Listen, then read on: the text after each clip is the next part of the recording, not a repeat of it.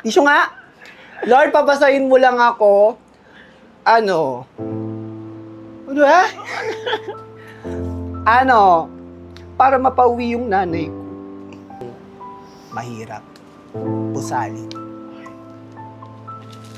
Kung hindi pa magbe-birthday ang kapitbahay nyo, hindi ka makakatikim ng spaghetti! Cut! Actually, may lesson din ako natutunan.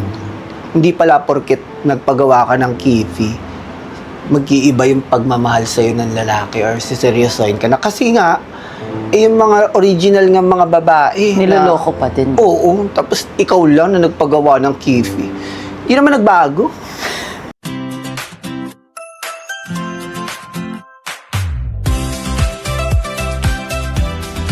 Hello, my waters! Isa na namang makabulang araw dahil ang guest natin, isang batang namulat na may disiplina ng kanyang lola. Naniniwala na ang edukasyon ang susi sa tagumpay. Kilalanin natin siya dito lang sa With Lars. Ito ang bagong yugto ng aking buhay na puno ng pag-asa at pagsusumikap upang makamtan ang tagumpay. Everyone, welcome to With Lars. Sobrang saya ng aking puso at labis ang aking pasasalamat sa pagkakataong maibahagi ang panibagong yugto ng aking journey kasama kayong lahat na patuloy na nagtitiwala at sumusuporta sa akin. Bagong programa na gusto ko masaya kayo, mas makilala niyo pa ako ng mas malalim, lalo ang aking pagkatao na ngayon ko palang buong tapang na ipapakita sa inyong lahat. Because I do believe the only constant in life is change. Patuloy na pagbabago, pagsasanay, paghahasa, at ultimately, ang pagtatagumpay sa buhay. Alam nating walang madali, walang instant, at mas lalong walang susuko sa hamon ng buhay. With Lars, because this is the show where you'll see a better, more authentic version of me. The real me beyond pageantry. In this new chapter, I want us to get to know each other even more deeper, more personal, and more genuine. So stay with me, tutok na, makitawa, makihalakhak, at makichika, only here with Lars.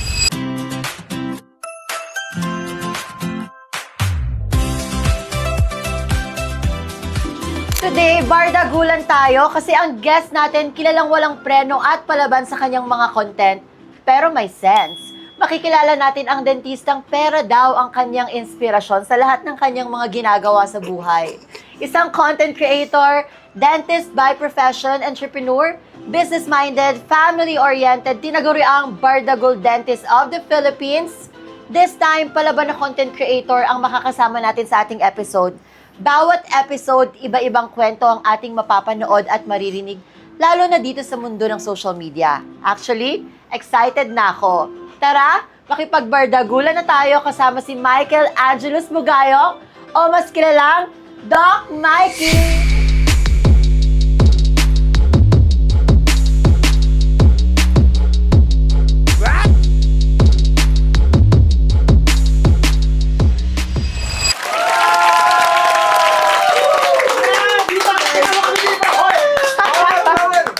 Grabe, ang isang Doc Mikey. Hi, Doc. Hi. Welcome to my humble studio. You're so pretty. Oh, thank you. Grabe, ikaw, ang lasa sa personal masarap. Hindi pwedeng hindi titingnan ng mga kalalakihan. Ano Grabe, ba? tingnan mo naman ang fit.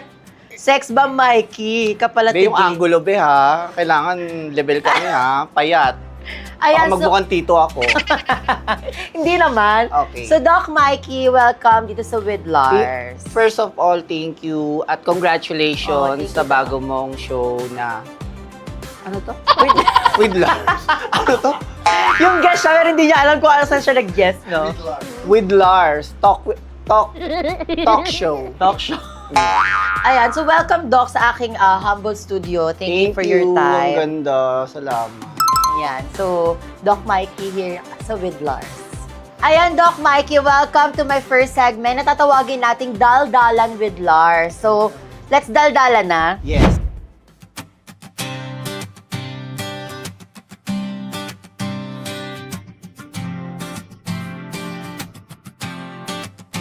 Hindi lang pagiging dolls natin ang pag-uusapan natin dahil mas gusto ka naming makilala pa ng lubos. Paano ba nagsimula ang isang Doc Mikey? Kwentuhan mo naman kami how you started sa social media. Nag-start ako sa social media, guys, nung nag-explain ako about ngipin. Kasi nga, dentista nga ako.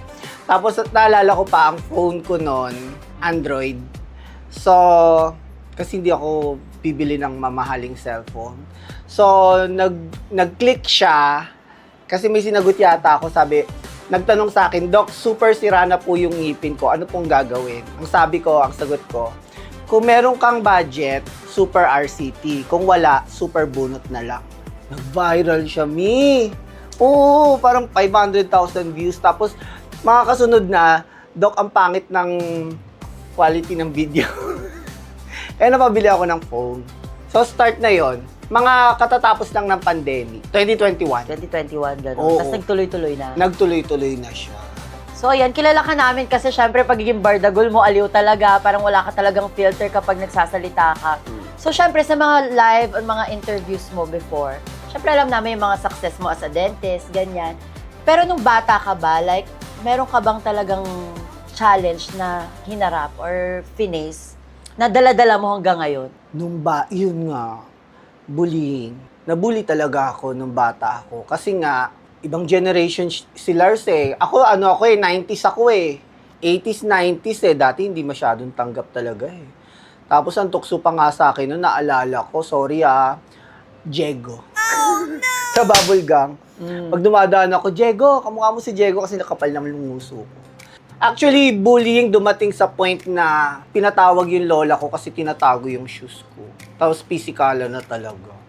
Oo. Kung ngayon gawin yun, magre-reklamo, magpapabarangay. Oo. Magpapabarangay ka, pero dati talaga grabe. Dumating sa point na yung bullying, pag pumupunta ako sa school ng mga bata, pag may nakikita akong inaapi, natutulala ako. Kasi nakikita ko yung sarili ko. Yung trauma, nandun pa rin. Gaya niyan. Pwede nga siya sa no, season 3 ng She Loves Me Not. Pwede siya. So, na-mention mo yung lola mo. So, laki ka pala sa lola. Lola Yes. girl ka. Bisaya na lola kasi taga-Samar kami. So, sobrang strict na talaga. Naabutan ko yung load sa asin. Ay? Oo. Ganun talaga. Tapos, totoo yung yung pag ikaw nadapa, mas papaluin ka pa. Pag kunyari, nadapa ka, hindi yung aamuin ka, di ba yung ibang magulang yung, kawawa ka naman. Hindi. Likod-likod mo kasi. Ganon. Kaya, So, anong nagawa mo nun para humantong na sa, ito pang luhod sa asin na to? and Anong mga actually, nagagawa mo nun? mas naging, ako, disiplinado. Kasi, ganun pala, no? Pag masyadong open or masyadong maluwag, yung pagpapalaki sa'yo, iba yung upbringing eh. No, kasi danas ko talaga yan.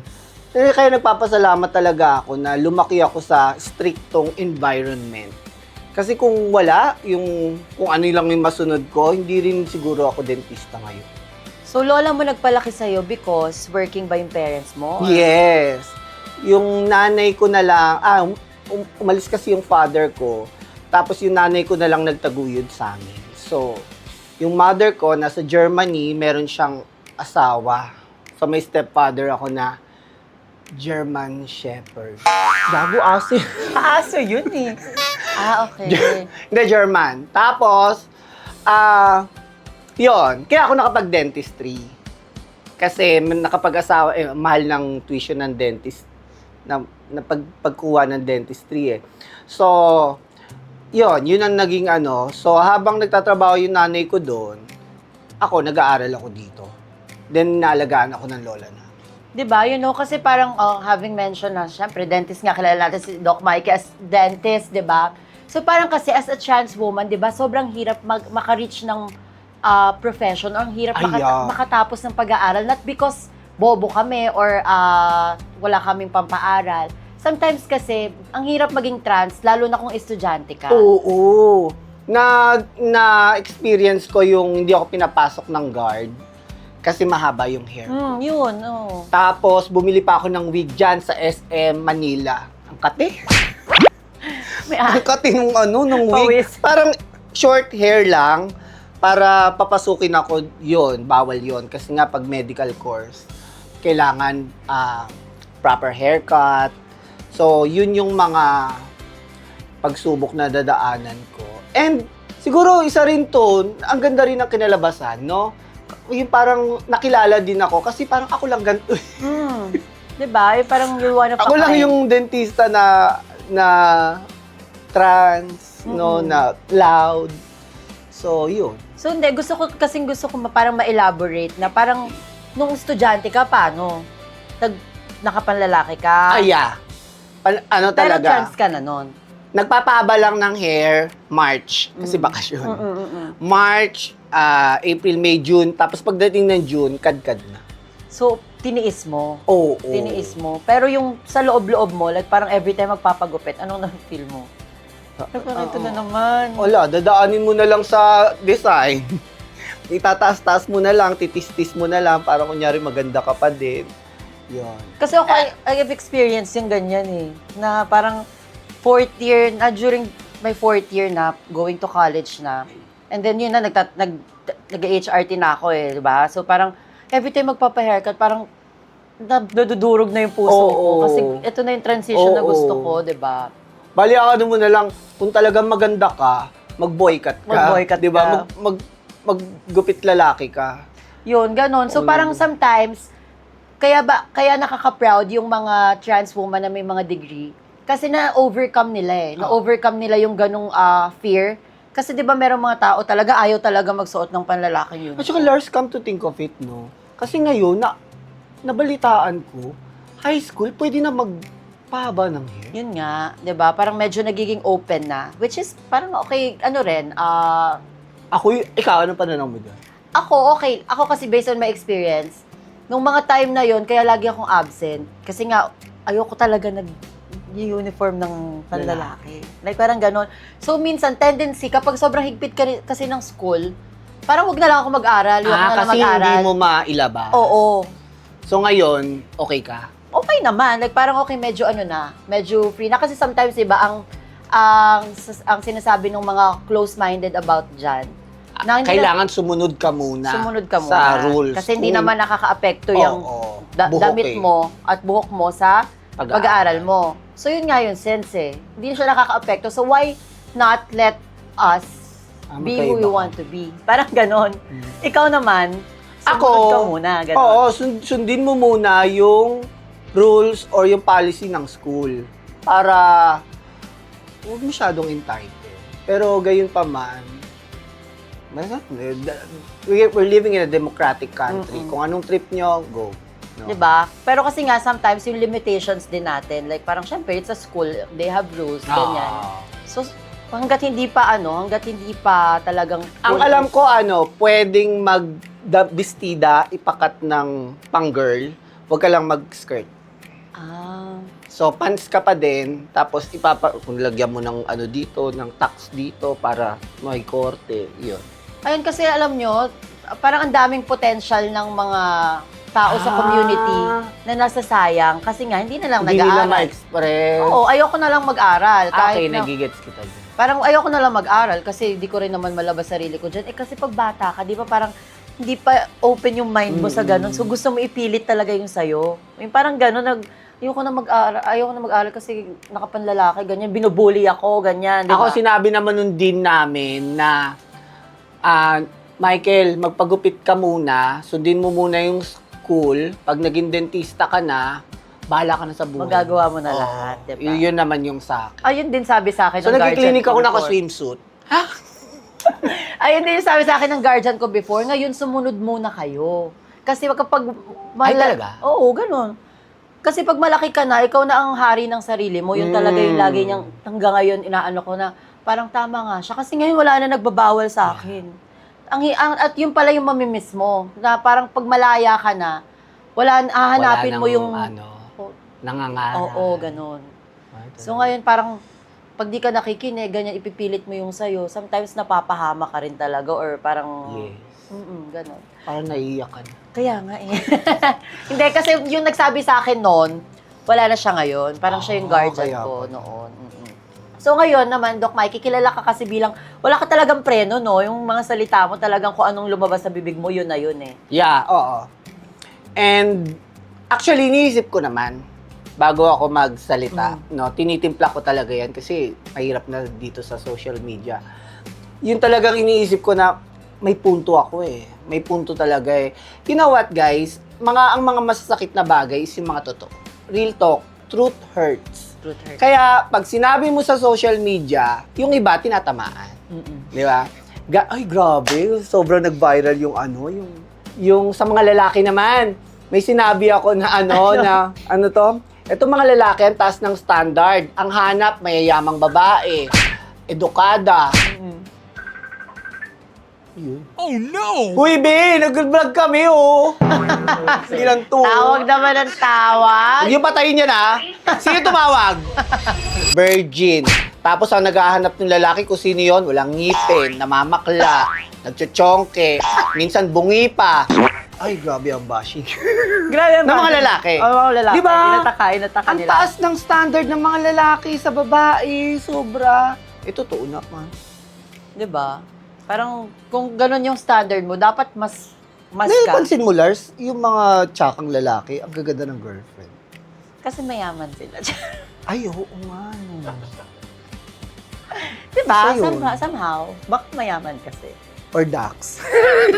Pwede rin i-consider. Kasi ang relasyon may mga konsiderasyon yan eh. Or ducks. Kung bakit ka nagsistay sa relasyon. Kasi syempre yung mga tao sa paligid mo, ba't kaya nyo nagustuhan? Oo. Pangit-pangit nito. Napansin ko lang yun. Tapos yun yung mga vlog ko, mga reels na iniisip ko, yung parang pang-araw-araw na hindi nakikita ng ibang tao. Tapos pag sinabi ko, may mga tinatama. Ganun. Sabi, Doc Mikey, bakit ang taray mo na dentista? Hoy, hindi lang ako ang mataray. May mga trabaho na pang-araw-araw mo nang ginagawa is matataray din. Like yung mga tindera sa kantin, registrar, nanay mo. Hindi nasa munisipyo. Yung mga munisipyo, di ba matataray Oo, yun? sungit So, nila hindi doon. lang kaming mga dentista mataray. Huwag mo kung nanggigigil talaga ako. Charot. So, meron kami nakita. Ako kasi personally, talagang aliw talaga ako. Lagi-lagi ako nanonood. Pag dumadaan sa feed ko, hindi ko pa papanoorin. Ay, talaga? Oo naman. So, ngayon, may nakita ko isang video mo, trending siya about Iyak ka sa naman. story ng yung board exam mo na hindi ka makapasa-pasa.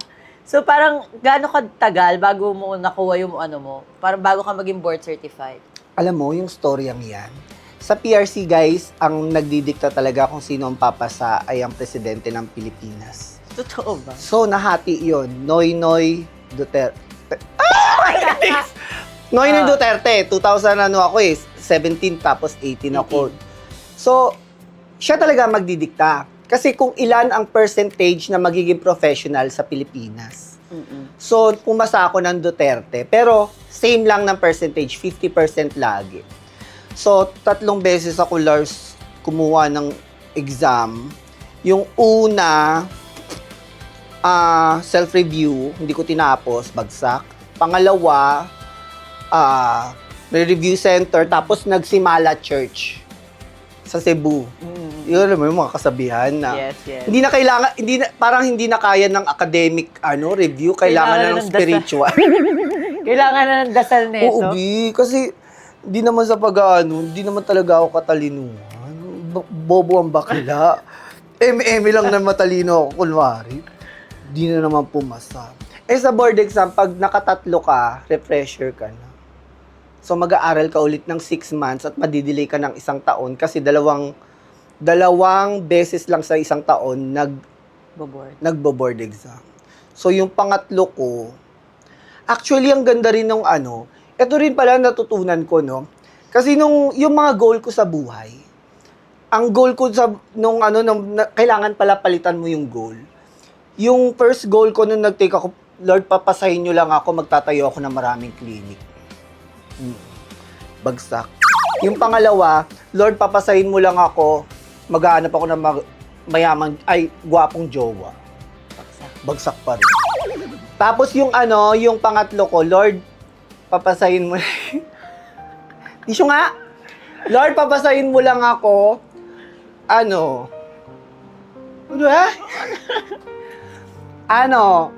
para mapauwi yung nanay ko. So, nangyari naman, at pinapasa ako. Hmm. 'Di ba? Kasi, ganun pala, no? Kailangan, sabihin mo sa Diyos, yung may intention ka, hindi yung pansarili lang. 'Di ba, yung board exam ko, every time na kinikwento ko ito, naiyak talaga ako, putang ina. And you know, sometimes God doesn't give us what we want. He gives us what we need. Yes. Diba? Oo. Di ko alam, automatic to. Kaya nga nung sinabihan ako na, Dok, pwede ka umiyak ha? Iyak talaga ako kasi iba yung pinagdaanan ko talaga eh. Na ako nagpakiyapo. Oo, nagpahula. Papasaba Papasa ka ako. ba? Anong sabi sa hula? Hindi, ang sinabi lang sa hula dun sa Quiapo, yayaman ka. Di naman totoo. Ayan na, road to na. So, yon. Thank you talaga. Araw-araw pinagpapasalamat ko talaga sa Diyos na naging dentista ako kasi binago talaga yung buhay ko. Pero kung hindi dentista ang isang Doc Mikey, ano siya?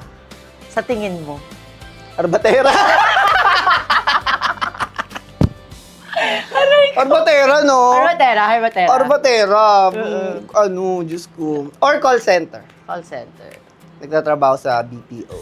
Ayan, so ano kasi, sabi mo, lahat ng ginagawa mo sa buhay, puro pera lang, ganyan.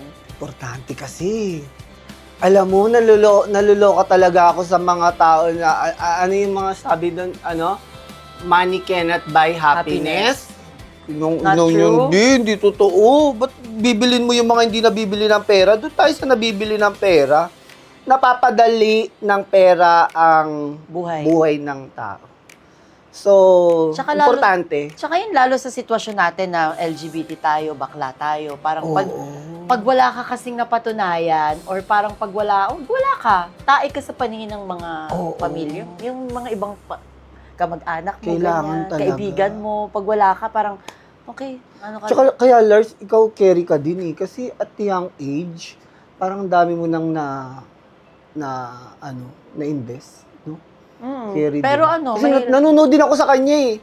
Pinapanood ko din sa kanya eh. Oh, Sino thank ex you, mo? Doc. So, with Mikey na pala tayo. Charot. Ayan, so ang Arbatera. Kailangan talaga may pera, guys. At saka yung mga kasabihan yung hindi mo naman madadala yan sa hukay eh. Sino nagsabing dadalhin sa hukay? Bigay mo sa mga kamag-anak mo. Ito Diba? naman, parang mga siraulo. Kailangan talaga ng pera. Kaya inspired ako kasi may pera. So, gano'n na ba kayaman ng isang Doc Mikey Hindi. ngayon?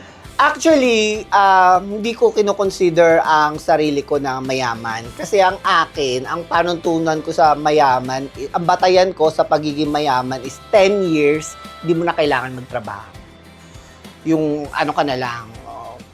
And I don't have branded bags, I don't have Louis Vuitton.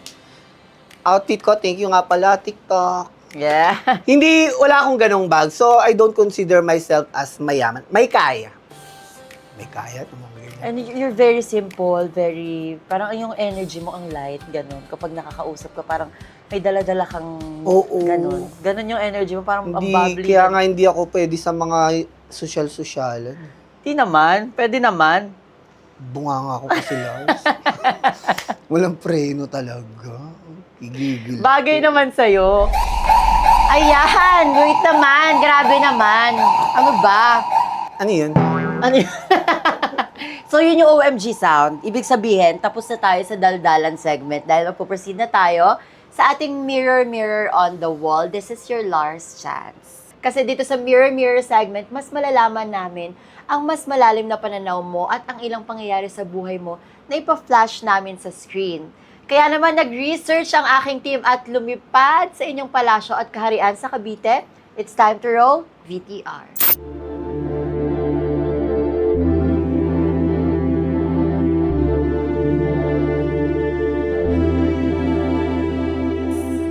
Ganon. Talaga.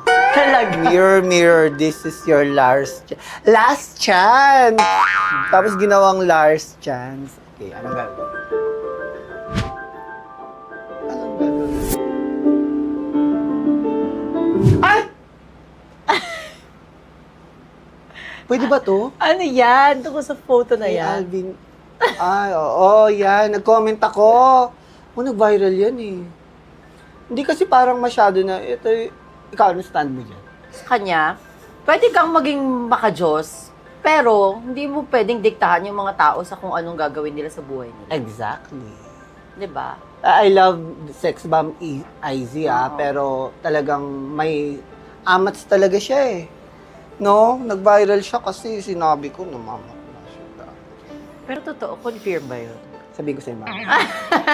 So, yun lang. Tapos sinabi ko lang yung sa loobin ko na bakit galit na galit ka naman? Talagang sinusumpa mo talaga yung mga LGBT. Dati nga namamakla ka din.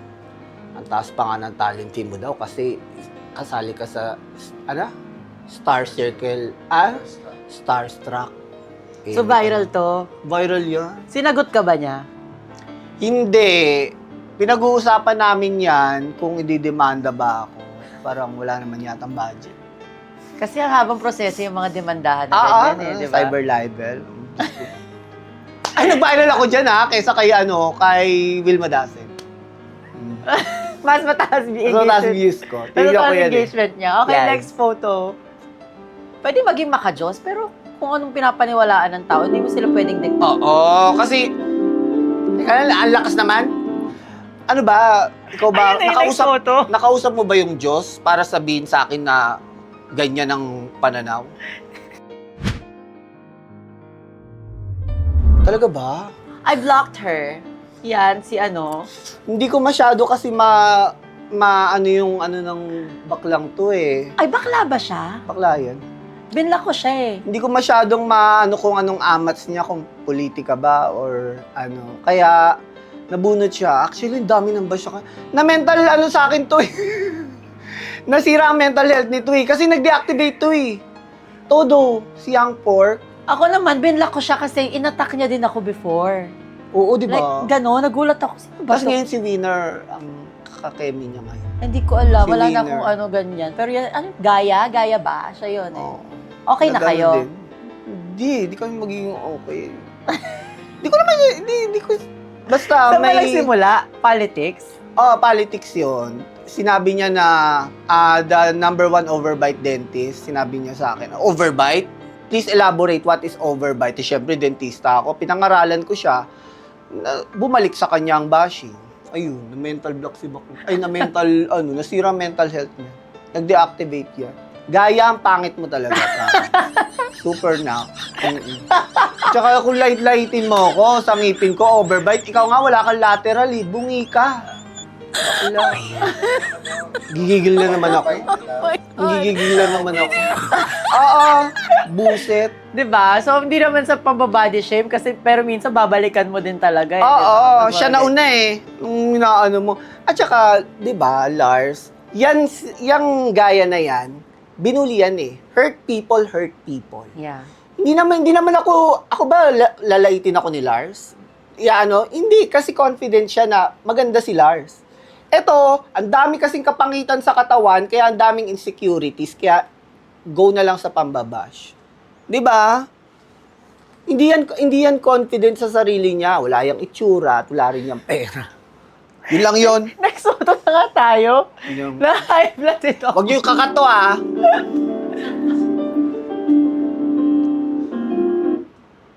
O is the M is the G. Sino? Latest yan, yung... Kwento pa ba natin? Sa Cavinti, nangyari. Okay. May tour guide na pinahawak sa akin yan. Tapos, nung pinost ko, bawal pala upuan yung mga stalagmite. Tapos nabasyo. Yung tour guide nagsabi. Kasi pine-preserve.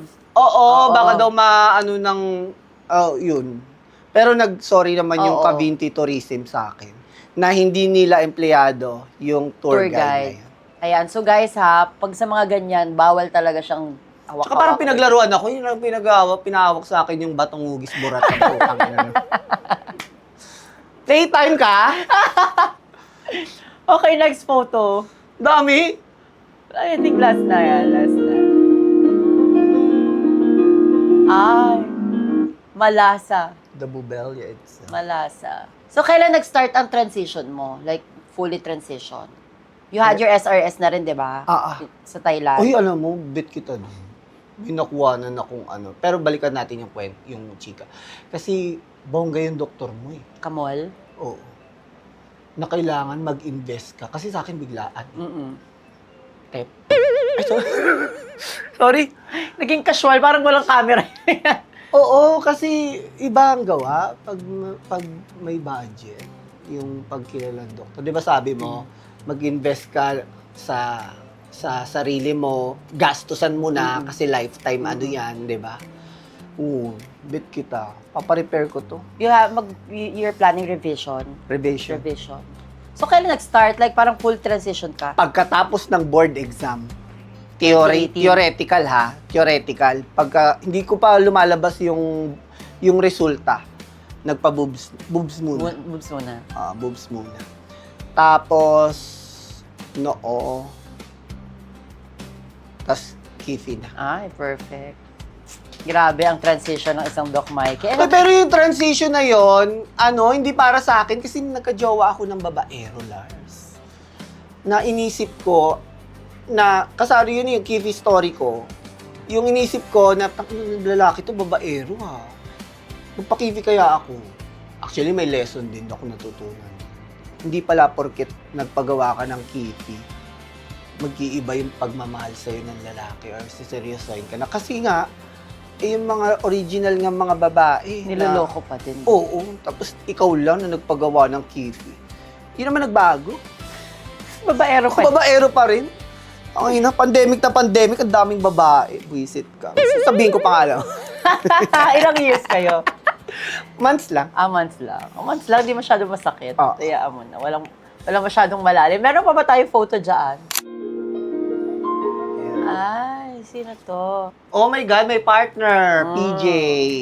5 years na kami. Wow. Oo.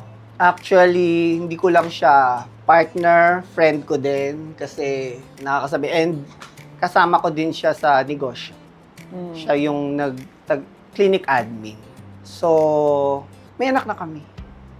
Adopted. Yung isa, yung eldest, nakapangalan sa akin, apelido. Tapos, yung youngest sa kanya. Kasi hindi pwedeng magkasal kami. Yung middle initial sa akin, apelido niya, hindi. So, pares kaming tatay. Baby. Grabe, anong sikreto ng 5 years, strong relationship? Hindi, kailangan, Lars, kumalma ka na din eh. I'm 42 years old eh. Kumalma na rin siguro talaga ako. To settle na. Settle na. Pero kung bata-bata ako, Diyos ko, iba-iba tayo, no? Kumalma pa, for good na din talaga ako. Pang for good na. Pang Oo. for good. Di ba sabi nga nila, pag matanda ka na, mag-asawa ka na, may edad ka na, mag-asawa ka na. Totoo yun. Kasi habang may edad ka, umuunti yung kaibigan mo. Yung partner mo, yun ang magiging lifetime mong kaibigan. Yun is very important na yung kasawa mo or kapartner mo, kaibigan mo, kakampi mo, ganyan. Oo. Diba? Hindi mo lang siya hindi mo lang siya jowa for a reason. Ganun. Oo, for sex or for kailangan yung nagkakaintindihan kayo. So, importante din yung communication. Gaya mo, Lars. Di ba?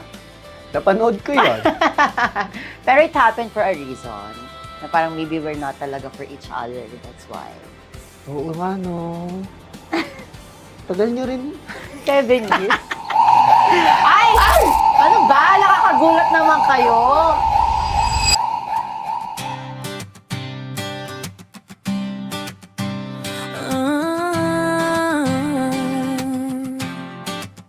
Walang imposible. Ayan, so, nandito na tayo sa last segment ng ating With Lars at ngayon, nandito tayo sa Wish ko Lars, hiling mo, hiling nating lahat. So, sana huwag ka mabigla, Doc Mikey, dahil dito sa Wish ko Lars, hindi tayo ang bida, hindi tayo ang lead role, bagkus tayo ang Lars man standing to grant someone's wish. So, ready ka na ba, Doc? Yes. Ayan na. Let's play ko anong wish ng ating wisher. Good afternoon po, Miss Lars. Ako po si Lorraine Daun. Wish ko lang po sana Doc Mikey ng bigas para po sa aking pamilya. Sana po magandang aking wish. Maraming salamat po, Doc Mikey and Miss Lars. Oh. So, kaya mo ba i-grant ang wish ni Ate Lorraine, Doc Mikey? Oo naman. Abangan natin next week, ha? Kung maiga-grant ba. Bibigyan ko siya ng basmati rice, ha? Wow. Bigyan mo siya ng isang kaban, pero sa na. Ayan na. Yung malata. Malata pa, no? So, abangan po natin next week ang pag-grant at pag-meet ni Doc Mikey kay Yaya Lorraine para i-deliver ang wish niyang bigas. So, alam nyo ba, sobrang busy ni Doc Mikey and grabe, sobrang thankful ako sa'yo, Doc, kasi nag-yes ka for this interview. Ay, salamat din. Salamat Oo naman. talaga, Nung salamat. nakita ko, Lars pa lang eh. Sabi ko, ay, go yan. Oh, grabe. Kasi sabi ko sa kanila, totoo ba na ano nyo, na-invite nyo, nag-yes? Sabi ko, yung busy schedule mo. Eme ka? Oo nga, di ba nasa Gumawa ko Palawan na ano. ka? O Boracay ba Palawan? O, kakaano mo lang doon. Kilala mo ako? Oo, Talaga? naman. Sila hindi Grabe, makakakilala. Grabe. Ang mga followers ko, sangkabaklaan talaga. Isang community lang tayo, so tayo-tayo lang din yung Actually, si mga... Ann Patricia din. Nagko-comment din sa akin. Di ba kasi aliw talaga? Aliw talaga. Pagka kunyari napanood yung video mo, parang hindi ka pwedeng hindi magsustalk. Tapos hindi mo alam, nagbi-binge watch ka na. Nang tuloy-tuloy. Kasi talagang aliw. Like parang kahit normal mo lang, may aliw factor siya, hindi pilit. Alam mo, hindi pilit magpatawa, ganun. So, alam mo, hindi ka naman nagpapatawa, pero nakakatawa yung mga sinasabi mo. So, yun yung parang ano mo eh. Yung charm Ikaw ng... din. Pinapanood din kita. Ano mga napapanood mo sa akin? Thirst trap? Magkano ulit natalo mo sa scatter? 5 milyon. No to online gambling! No to online gambling. Ayan. So, maraming salamat po, Doc Mikey. Nag-enjoy ako kasama ka. At for sure, mas marami pang maaalo sa mga contents at mga post mo sa social media. Ayan. So, natapos na naman tayo ng isang episode ng Daldalan with Doc Mikey. Nakita natin ang mga larawang sumasalamin sa buhay niya. At meron na naman tayo isang wish na natupad dito sa Wish ko, Lars. Ikaw ba, Doc Mikey, meron ka bang mga gustong i-promote, pasalamatan? Yung clinic mo, yung mga branches? Yung clinic ko nga pala sa Dasmariñas, Cavite. Meron akong 4 na branch dyan sa Langkaan, GMA, Area G, Arcontica Village, and Imus, Cavite. Ay, GMA? Hindi naman Dasmay. Gusto ko yung nalito siya sa mga branches. Hindi kasi yung 2 binigay ko pala sa nanay ko. 4 lang pala ang clinic ko. Arcontica, Langkaan, GMA, and Imus, Cavite. Yung 2 pala, binigay ko sa mother ko, yung sa Dasma Bayan at saka sa Area G. Hello, shout out sa mga Dasmarineños, sa mga Caviteños. This is Doc Mikey. Follow nyo ako sa page ko, sa FB page, Doc Mikey Dental Clinic. But Doc Mikey Dental Clinic kasi pang business namin yon. Kaya nagpapapansin talaga ako for engagement din kasi nga yung page namin is for business. And sa TikTok, Doc Mikey Tindahan. Literal nagtitinda ako or affiliates. So, yun lang. 2 lang yung ano. Ayan. Thank you so much, Doc Mike. And of course, before Thank you, Lars. thank you, Doc. And before we end, I just have a special quotes to share. Sabi nga nila, education is the most powerful weapon which you can use to change the world. Pero totoo, then na dreams and dedication are powerful combination. Agree ka ba dyan, Doc? English eh. Ulitin mo. Hindi ko nga. Ang bilis naman kasi, Lars. Education is the most powerful weapon. Yes, totoo naman. Which you can change. Oo. Tama naman Na din. nabobo ako dun. Na, tingnan na lang natin si Doc Mikey, lalo na sa mga ka-transistors ko dyan, na hindi hadlang ang gender natin. Yes. Para maging professional at maging successful tayo sa buhay. Sabi nga kanina sa daldalan, matuto muna tayong sumunod at hintayin yung mga times at mga oras na magiging malaya na tayo. Dahil kapag malaya na tayo, kaya na natin gawin kung ano man ang gusto nating gawin sa mga buhay natin. 'Di ba? So matuto muna tayong sumunod at for sure magiging successful tayo sa buhay. Galing mo Like dun, ah. Doc Mikey Dental Clinic. Sa'yo, of course, syempre, dito sa, with Lars, hindi pwedeng walang flowers ang mga guest. So, this one's for you.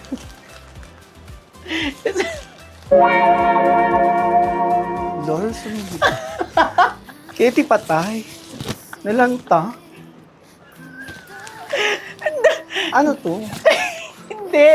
Kaya yung, pakita mo nga, nagreklamo siya kasi, ayan o, medyo lanta na, di ba? Kasi di ba nagpa-risked ka? So, so nung time na dadating ka sana on that day, binili ko na to. Kaya lang wala ka. So, ito lang yung naka-budget for you. So, kunyari na lang. Bakla ko. Emi-emi ka. Laki budget. Para dito. Yung inang yan. Omot. Dok, kasi nagpa-risked ka, di ba? Eh, ayan, nabili na nung ano na yun. Joke lang. Love you, Doc. Thank you so much. Thank you so much. Pero, Oo nga pala, sorry, kasalanan ko rin pala yun. Oo nga pala, 8 pala. Kala ko inaan mo ako eh. Sinodora ka. sorry, Doc. It's a prank! Lars, ang ganda ng upuan mo, Lars. Orange. Oo, parang bet kong umupo. Gusto mo? Halika. Sige, bet ko yun. Ayan, pwedeng mo i-try yan, Doc Mikey. Diyos ko, para naman malipat sa amin ang optimism, enthusiasm, youthful connections ng isang Doc Mikey Dental Clinic. Thank you so much, Doc. Ako naman ang host. Oo, anong tanong? Ikaw naman ang guest. Okay, with Mikey. Umpisahan natin. Parang parang Kevin. Ganda. Thank you so much, Doc. Ganito pala feeling. Uy, gusto ko magkaroon ng ganito, ha. Eh, invite mo na sila sa gagawin nating series. Pero pinaplano pa. Teaser naman agad. Oo. Parang Abangan. malditang keme ako doon. Tapos si Lars ang ano. Hindi kasi ako pwede Kung may maging isang bida. linyahan ka para sa akin, ano yun? Mahirap. Pusali. Kung hindi pa magbe-birthday ang kapitbahay nyo, hindi ka makakatikim ng spaghetti! Cut! Thank you, Doc! Love you so much! Thank you, Doc. Love you. Ayan, of course, here with Lars, we are very grateful sa ating mga sponsors. Of course, Star Image Studios, for the set and everything, Star Image Artist Management, Fmark Philippines, Capadosa Beauty Products by Eco Capadosa, iFern Global Prosperity Kim's Diary by Mama Dam Kim for our supplements, Dollar Store PH for my outfit today, House Science Studio for Studio Collaterals, Flower by Style and Concept by RJ Salas Abigail, hair and makeup artistry, Sir Vince, Sir David, Miss Amanda, Sir 30, Sir Josh, thank you so much. And of course, thank you, Lord Jesus, for this wonderful life with Lars. Magkita-kita po ulit tayo next episode, only here with Lars. With Lars! Yay! Thank you! Thank you, Doc Mikey, promise. Walang eme. Alam ko sobrang busy mo. Para sa'yo. Thank you, Doc. Ganda mo.